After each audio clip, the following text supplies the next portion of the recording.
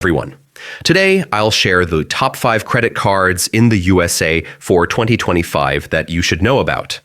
Number 1, Chase Freedom Unlimited. Perfect for everyday spending with 1.5% cash back on all purchases and bonus rewards on dining and travel.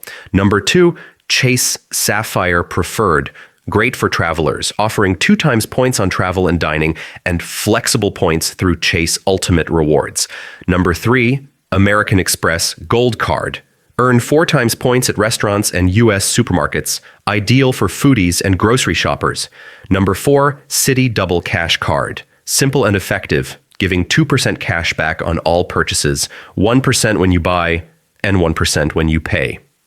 Number 5, Discover It.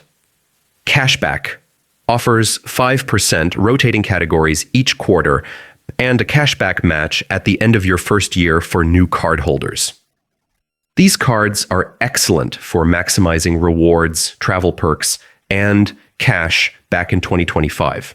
If this video helped, subscribe, and click the notification bell for more credit card tips and updates.